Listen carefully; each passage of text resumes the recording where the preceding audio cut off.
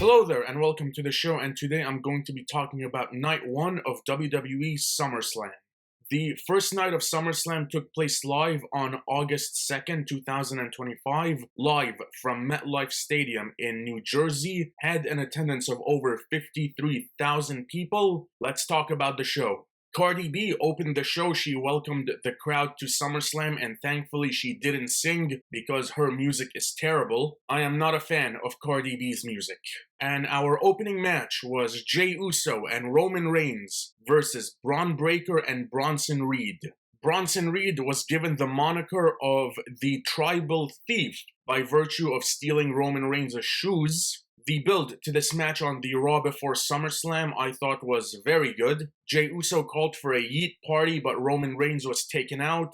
Jey Uso hit a crossbody on all three guys. Braun Breaker hit a great jumping shoulder tackle on Roman Reigns. Braun Breaker then had Jey Uso in a headlock, and he was singing to Roman Reigns. Never seen that before. That was pretty funny. Braun Breaker went for his jumping clothesline, but he landed on the announce table. Roman Reigns hit a dive over the top. Looked like he overshot a little bit, but still looked like a great dive. Superman punch on Bronson Reed. Braun Breaker hit a jumping knee on Roman. Superman punch on Braun Breaker. Reed hit a Death Valley driver on Jey Uso for a 2 count. Reed hit a suicide dive on Roman and Jey. Reed had Jey Uso in the electric chair position. Braun Breaker hits a jumping bulldog from the top rope, 2 count. Roman Reigns spears Braun Breaker through the barricade. Superman punch on Bronson Reed. 1D on Bronson Reed. Braun Breaker makes the save. Roman Reigns took a spear from Braun Breaker, pushing Jey Uso out of the way, and closing sequence, spear and Uso splash on Bronson Reed for the win. Jey Uso and Roman Reigns win this match. This was a great opening match, and to me, this was the second best match of the night. This was a very good tag team match. It did exactly what it needed to do, getting the show started off on the right foot. The crowd was fully invested in this match. Nice back and forth between all 4 guys. This was a very good tag team match, second best match of the night. Up next, the Judgment Day, Raquel Rodriguez and Roxanne Perez versus Charlotte Flair and Alexa Bliss for the Women's Tag Team Championships. Roxanne Perez became one half of the Women's Tag Team Champions after Liv Morgan went down with injury. Best wishes to Liv Morgan. Flair and Bliss started arguing. Judgment Day took control. Roxanne Perez countered Twisted Bliss. Raquel hit a clothesline for a 2 count. Flair got the hot tag, and she got a very positive reception from the crowd. The crowd was fully behind Charlotte Flair in this match. Flair hit a moonsault on Perez and Raquel. Figure 4 locked in on Raquel. Perez broke it up with a springboard moonsault. That was great. Perez pulled Raquel out of the way, and Alexa Bliss hit a forearm on Charlotte. Tejana Bomb and Pop Rocks on Charlotte Flair. Alexa made the save. Perez rolled up Bliss for a 2 count. Flair hit a big boot on Raquel. And closing sequence, Alexa Bliss hit Sister Abigail on Roxanne Perez for the win. Charlotte Flair and Alexa Bliss are the new Women's Tag Team Champions. This was the right outcome with the story they're telling with Charlotte and Alexa, as well as furthering the storyline with Judgment Day and Liv Morgan's eventual return. And I'm going to make a prediction right now. In my opinion, Liv Morgan 100% is winning the Women's Royal Rumble in 2026. When she returns, she's going to have a great reception, and the story with Judgment Day is going to be right there. The story they're telling with Charlotte and Alexa has been playing out decently. Judgment Day's Dissension has also been playing out decently. This was a fine match. To me, the Fatal 4-Way at Evolution was a lot better, but this match, it did exactly what it needed to do, and moving on. In what was easily the worst match of the night, Sami Zayn versus Karrion Kross. I'm a fan of both guys. I like Sami Zayn and I like Karrion Kross. Sami Zayn, the fact that he hasn't been a world champion on the main roster yet is creative malpractice. Karrion Kross, he's had moments of brilliance here and there, but he's basically been in mid-card purgatory for the majority of his return. Karrion Kross is great. He may not be producing 5-star matches, but he's a great storyteller. He cuts great promos. He has a great presentation with his entrance and Scarlett. He was booked brilliantly in NXT. I don't know what's going on. Going into this match, there were rumors going around that Karrion Kross's WWE contract was set to expire. Based on how this match was gonna end, we were gonna find out whether those were legit or fake.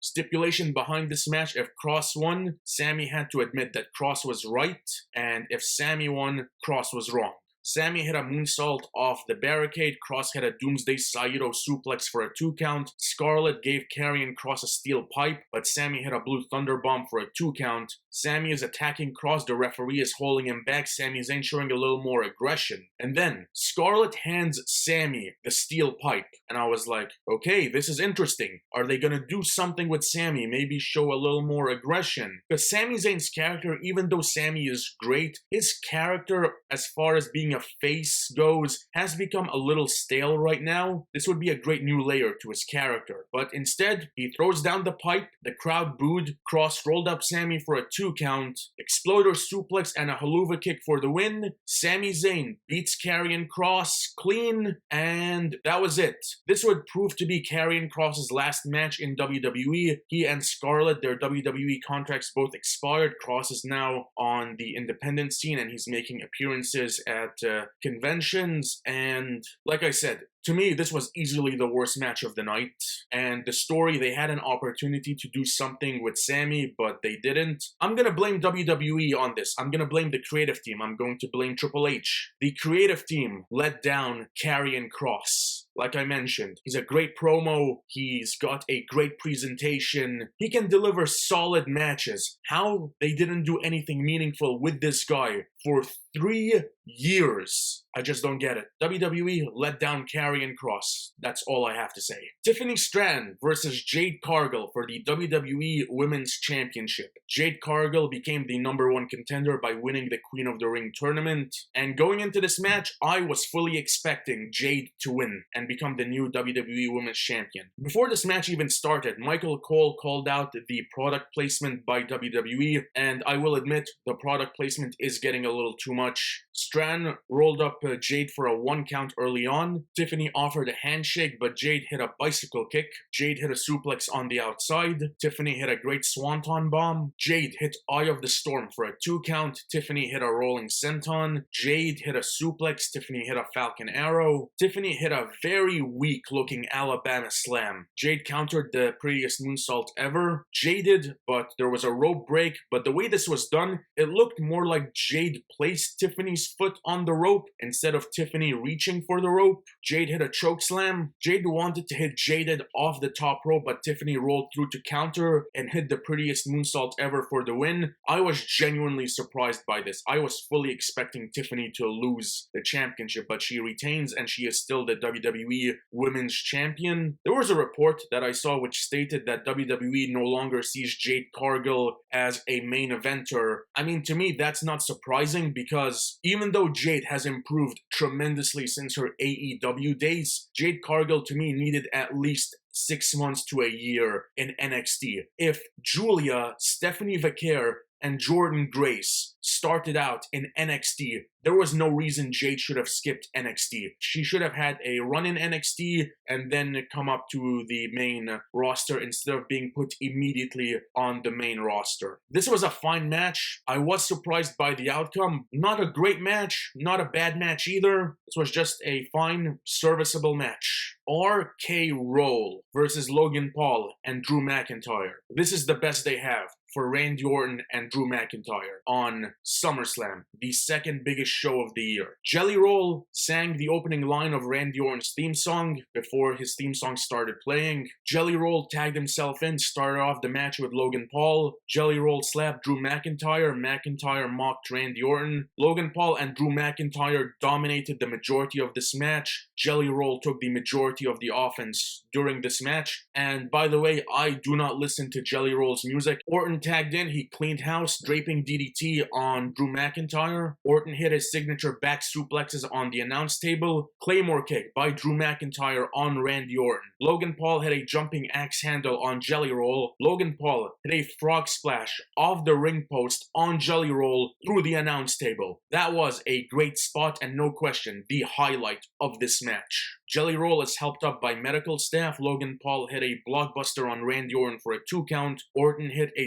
superplex on Drew McIntyre. Jelly Roll got back up on the apron. This got a great reaction from the New Jersey crowd. Jelly Roll hit a chokeslam on Logan Paul. This was a very good chokeslam. Jelly Roll hit a black hole slam on Drew McIntyre. That was also very impressive. Jelly Roll hit a scoop slam on Logan Paul. Claymore kick on Jelly Roll. RKO on Drew McIntyre. And closing sequence, Logan Paul hits a frog splash for the win. Drew McIntyre and Logan Paul beat Randy Orton and Jelly Roll. Even though I don't listen to Jelly Roll's music, I will give the man his props. He definitely worked hard in this match. He delivered some impressive moves and took a ton of offense in this match. And one of the reports that I saw come out was that he wanted to lose. He wanted to put the wrestlers over, which massive respect to Jelly Roll for that. The crowd, in my opinion, definitely made this match a lot better than it was. This was an average tag team match, but the crowd really elevated it, in my opinion. Our main event,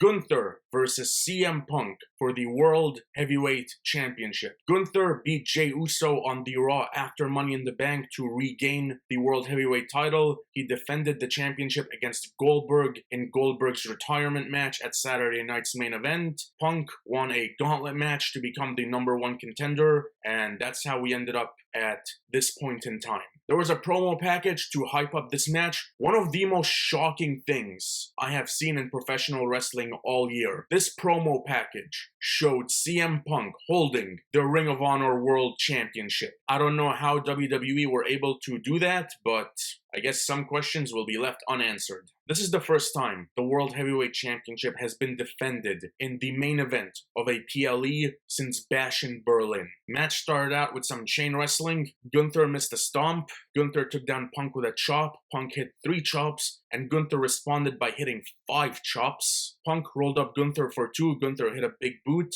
Gunther then hit a big boot, 2 chops, and another big boot. Great sequence. Gunther hit a body slam and locked in the sharpshooter. And while Punk was in the sharpshooter, I am 100% positive that CM Punk tapped out. CM Punk tapped out in direct view of the referee. So as far as I'm concerned, Gunther should have won this match right then and there and should still be the World Heavyweight Champion. The referee was a complete idiot. CM Punk clearly tapped out. Punk reversed the sharpshooter into the figure 4. Punk took down Gunther with a heel kick. Running knee countered into a very weak-looking powerbomb for a 2 count. Punk locked in a triangle choke.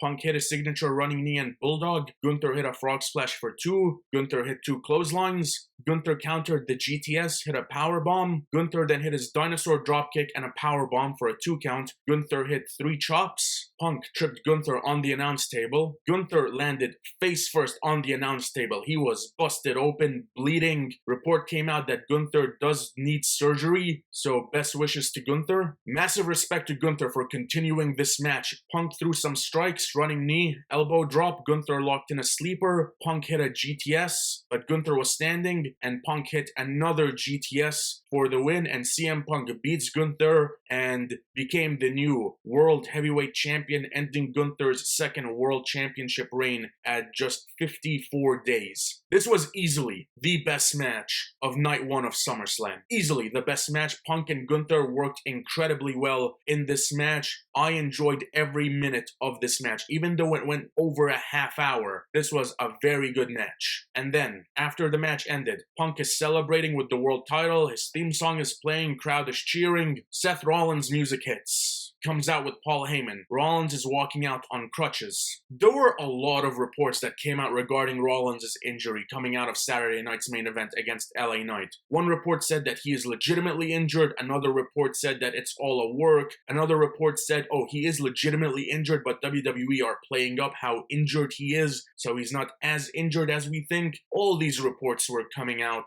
Rollins, he warned Punk that he still got the Money in the Bank briefcase, and he starts walking back. And at this point, I thought that Braun Breaker and Bronson Reed were gonna jump Punk from behind, attack him, beat him down, and that's how we were gonna get the cash in. But we were all worked. Rollins drops the crutches, takes off his jacket, grabs the Money in the Bank briefcase from Paul Heyman, runs to the ring, starts attacking CM Punk. He beats him down with the briefcase. He cashes in, hits a stomp, and Seth Rollins is the new World Heavyweight Champion, ending CM Punk's World Championship reign at 5 minutes and 15 seconds, 30 seconds less than Drew McIntyre's World Championship reign in 2024. Picture perfect storytelling. After the match, Braun Breaker and Bronson Reed came out to celebrate with Rollins and Paul Heyman. The Ruse of the Century, The Vision, that's the name of this new group with Rollins, Heyman, Breaker, and Reed. The Vision celebrate, and that was night 1 of SummerSlam 2025.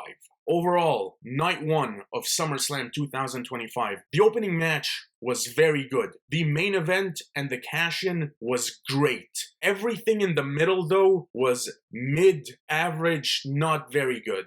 The main event to me was easily the best match of the night, and the cash-in, the way they executed that, phenomenal. So Triple H redeemed himself from his 2 failed Money in the Bank cash-ins with Drew McIntyre and Austin Theory. With the way Rollins and Naomi cashed in, Triple H, in my opinion, redeemed himself as far as Money in the Bank is concerned. Looking at this as an overall night, this feels like an average to fine show. Nothing was overly bad, in my opinion, except Sami Zayn versus Karrion Kross. That could have been so much better than what we ended up getting. Opening match, great. Main event, great. But the rest of the show really brings down the overall night. This was an overall fine show, but there is no question that night 2 was clearly the better of the 2 nights as far as SummerSlam is concerned. And that is all for today. Thank you so much for watching. Be sure to hit like and subscribe if you enjoyed this video. You can follow me on Instagram at Said_2000, and I will see you on the next video. Till then,